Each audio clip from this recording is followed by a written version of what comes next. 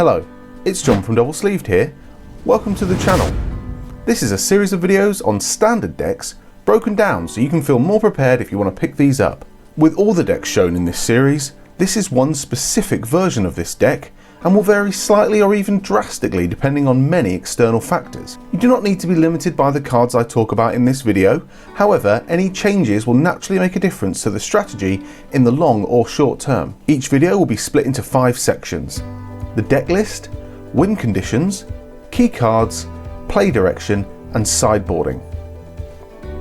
Before I begin, it's worth noting that watching pro players and playing with this deck is always advisable before competitive play, and that this video is intended to avoid playing a deck completely in the dark. This video will see us break down a red deck wins, specifically taken from MTGtop8.com number 1 deck list. There are 29 creatures in this deck, so it is creature heavy. We start off with 4 Fervent Champions. That's a 1-drop with haste, first strike, gives another knight, mainly another Fervent Champion, a +1 power for the turn, and can re-equip Embercleave for free. 4 Tin Street Dodgers. 1-drop with haste and for 1 red can be unblockable. This allows us to ensure damage gets through. 4 Scorch Spitters. 1-drop that deals 1 damage regardless of blocking or removal when it attacks. 4 Runaway Steamkins. They're 2 drops that gain 1/1 counters when you cast red spells, and you can take 3 counters off to produce 3 red mana. 2 Robber of the Riches. That's a 2-drop with haste and reach that exiles the top of the opponent's library and allows you to play non-land cards as though they were colourless, as long as you have less cards in your hand than your opponent. 4 Bonecrusher Giants. 3-drop threats that do 2 damage to a player if targeted by a spell, and has Stomp, a 2-drop 2 damage instant spell that stops damage being prevented and sends Bonecrusher on an adventure. 4 Anax Hardened in the Forge, a 3-drop legendary that's power is equal to your red devotion, and when a creature you control dies, it creates a 1/1 satyr that can't block. 2 satyrs if the creature that died had power 4 or more. 3 Torbrand Thane of Redfells, a 4-drop legendary that makes all damage by red sources 2 greater, so rather than dealing 1 damage, a red source would deal 3. We also have 6 non-permanents. 4 Light Up the Stages, so 3-drop sorcery that exiles the top 2 cards of your library. These can be played until the end of your next turn. If damage was dealt to your opponent, this spell only costs 1 mana. And 2 Shocks. 1-drop instant, deals 2 damage to any target. Last non-land cards are 3 Embercleaves, a 6-drop legendary enchantment with flash that costs 1 less for each attacking creature and can be equipped for free when it enters the battlefield. Equipped creature gets +1/+1, double strike and trample. To round up the 60, we have 2 Castle Embereths, which come into play tapped unless you control a mountain, and for 3 and tapping it can give creatures +1 power until the end of turn, and 20 mountains. 2 Win conditions.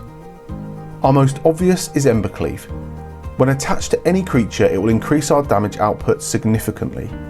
When attached to a large power creature, it can instantly win the game. Being able to decrease the cost with attacking creatures and cast it with flash means this is achievable as early as turns 3 or 4, so fits perfectly with our quick win strategy. Next is Torbrand. Giving our red sources +2 damage means Scorch Spitter does 3 damage when it attacks and 3 more if it's not blocked, as well as our Stomp and Shock dealing 4 damage each. If we have a full board, this extra damage can win us the game in 1 turn. Go wide is our last and least consistent strategy. We may not find a Torbrand or Embercleave, and so filling the board with smaller threats can overwhelm our opponent. With a very bottom heavy mana curve, it's easy to play 4 or 5 creatures in the first few turns against slower decks. 3 Key cards. Outside of our win conditions, our key components are Steamkin that can quickly get out of hand if left to grow, allowing us to cast many more cards or even larger cards than our lands may allow alone, and if multiple low mana cards are played consecutively, then we can easily see turn 3 Embercleave because of Steamkin. Working well with Steamkin is Light Up the Stage. Once damage is dealt, Light Up the Stage is a 1 mana red spell that gives Steamkin another counter and gives us access to 2 more spells to potentially continue the cycle of casting. Castle Embereth cannot be dismissed either. You should always have a mountain in your hand at the start of the game, so Embereth costs nothing more than a mountain if not used. However, enabling an instant speed buff of all creatures can swing the tide in our favour. 4. Play direction. As an aggro deck, we are aiming to use all our mana efficiently. Early threats to fill the board. The more creatures attacking, the cheaper Embercleave is, and the more individual red sources doing damage, the more effective Torbran is. Early game Steamkin is preferable, but can be prone to removal, as this strategy is prone to board wipes, which is where Anax comes in to protect the go wide strategy. Early removal with Shock and Stomp will get mana dorks off the table to prevent ramping, or hit our opponents to enable Light Up the Stage's spectacle. Our weaknesses lie in running out of card draw when we don't have a robber or Light Up the Stage, and our board state has been compromised. Clearly put, many little hasted threats, quickly massed and buffed to win the game with one of our win conditions before turn 5 or 6 is our best chance of victory. 5.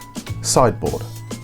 In best of 3s, you'll be relying heavily on the sideboard, as some matchups will require different strategies or counters. In our sideboard are 2 active treasons.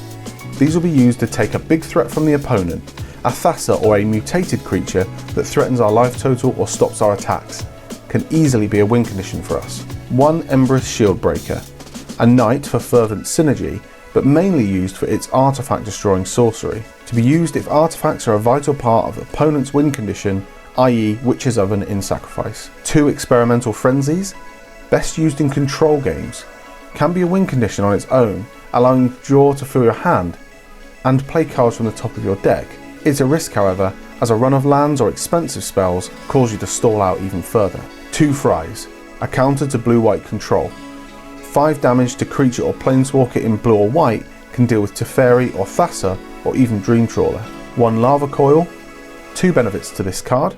4 damage is perfect against some 4 toughness threats, and exiling prevents both escape and graveyard recursion. 3 Red Cap Melees. For 1 mana, another useful direct damage spell against planeswalkers and large creature threats, especially if faced with a mirror matchup, as no land sacrifice if the target was red. 2 Scorching Dragonfires.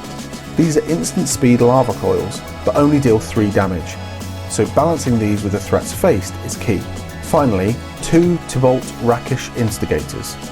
Preventing life gain and producing devils that can both block and deal damage, or be additional threats for both Torbran and Embercleave is useful.